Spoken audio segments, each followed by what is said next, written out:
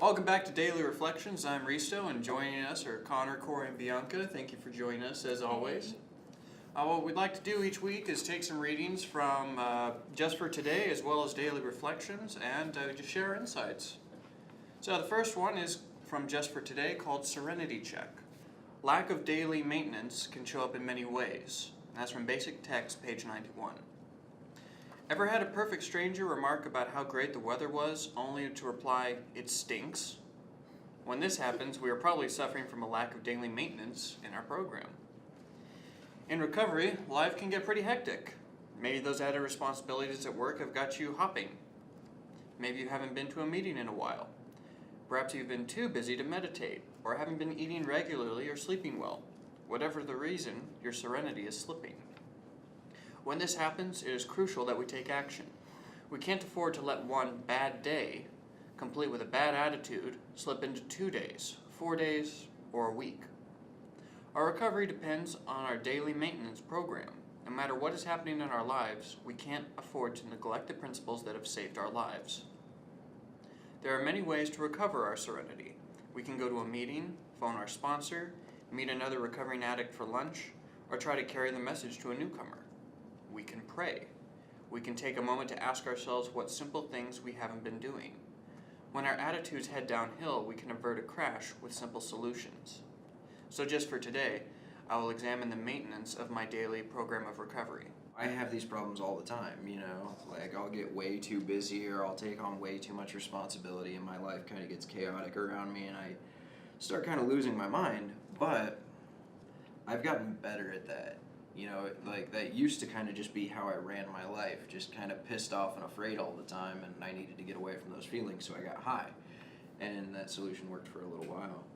Now, stuff will happen, and I'll probably be pissed in the moment, like car breaks down, lights go out, water pipe breaks, something like that. And I'll be pissed in the moment because, I'm a person, but it doesn't ruin my whole day. There's a thing in one of the books that we read, the ability to match calamity with serenity, and that doesn't mean that it doesn't affect me, that I just roll through everything like, this is fine, we're okay. It's that I don't let that initial reaction of what, rule everything I do after that.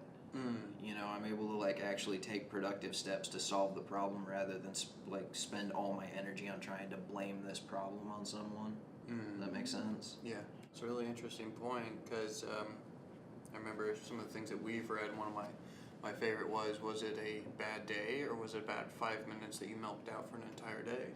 Mostly I like that it mentions not eating or sleeping well because that's part of my recovery too. It is making sure that my body is, it has the nutrition it needs and it gets the sleep that it needs. It's not like a spiritual principle to make sure you eat food or anything, but it definitely plays a huge part in my attitude. And because if I don't eat or if I haven't slept, I'm probably not going to be in the best mood. That's just how it goes. And when I'm like that, I tend to act out in different ways. And you're talking about that 5 minutes that might go wrong. Well, that 5 minutes happens, and then I think about it for the rest of the day, and how that person cut me off in traffic, or just whatever the simple thing is, but it starts to affect the rest of my day. After a while in recovery, I learned to deal with that quicker and quicker, but it definitely still does happen, and there's definitely even weeks sometimes where I'm not doing the correct maintenance for my program, and my attitude will just get worse and worse and worse. And then all of a sudden, the week goes by, and I'm like, why am I so agitated at everything?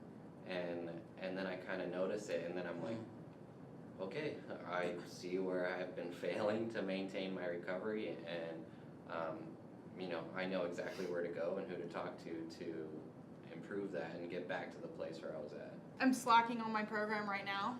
I'll be 100% honest. I haven't been to a meeting in I think a week and a half.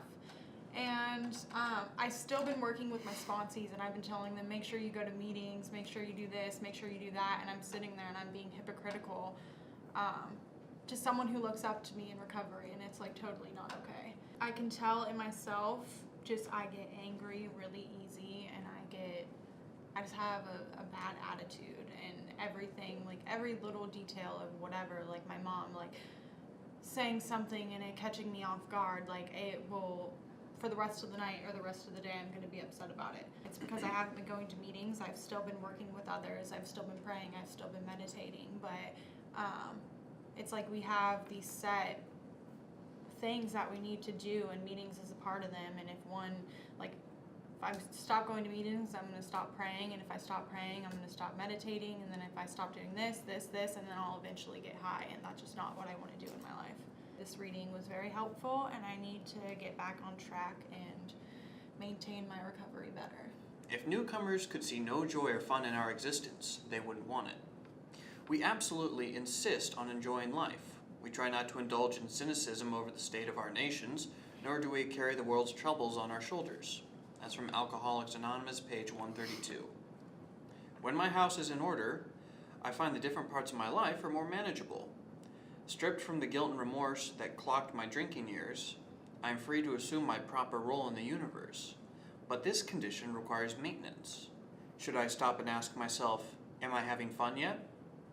If I find answering that question difficult or painful, perhaps I'm taking myself too seriously, and finding it difficult to admit that I've strayed from my practice of working the program to keep my house in order. I think the pain I experience is one way my higher power has to get my attention, coaxing me to take stock of my performance.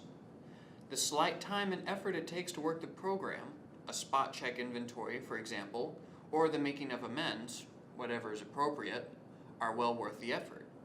It kind of really ties into the previous reading beautifully. I love it that this was Alcoholics Anonymous, but yet it still makes a reference to cynicism over the state of our nations. So that seems to be holding true. I definitely have fun with my friends, the people who I've surrounded myself with in recovery. But I mean, definitely there's times when I am focused on other things too much. I mean, life gets pretty distracting, and you start to worry about all the things that you have to do, or all the things that you haven't done, and blah blah blah, and the same thing over and over. This is part of it. Having fun, enjoying your life is definitely part of the program, and if you can't do it, then what's the point? Right. Mm-hmm. You know, I definitely try to take the time, especially when I'm feeling like too overwhelmed at all the things that I think I have to do right now. I try to put some time between me and those things and enjoy whatever's going on around me. Right. So, and that's what fellowship is for too, you know. Yeah. There's people you can call and things you can do, and there's always something. Looking back, I can kind of see like when I forget this kind of stuff, like there's room to have fun. It'll be when I get really annoyed with other people that are having fun.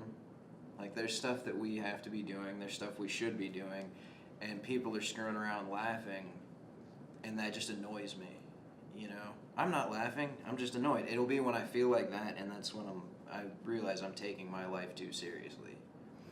You know, I have all this stuff I have to get done, and there's no room for screwing around, and really none of it's as important as I've made it out to be. You know, that extra 5 minutes of like laughing at something that's definitely you had to be there story. You know, it's not gonna hurt anything, and the more I can do that, the less I stress out over everything that's going on. You know, it's really easy to forget to enjoy the things that are going on in life, and just kind of look at to forget to do that, and just kind of look at everything as work. You know, this is all stuff that I have to do to keep things moving, to keep my life going, and forget that I'm actually supposed to be enjoying life and not just working through it. I love my life today. It's much better than getting high, getting sick. Like sometimes I will be like you, Corey, and everything's so serious, and like I want to get stuff done, and it's like there's no room. Like my life's on a set schedule, and if I don't make that schedule happen, then I'm in a bad mood, and I milk the 5 minutes all day. Like if I'm 5 minutes late to work, or you know, my whole day's off because I didn't live up to my own expectation. and that's taking life too serious, and I need to just kind of let go and be, have serenity in my life, and that may be going, like, not going to meetings, that's why I'm like that, and not doing what I need to be doing, maintaining my program. So, yeah, I'm just happy with my life today, and there's always room for fun. Well, I think they'll probably do it for us today, but yeah, join us next time and we'll be going over more live stream reflections.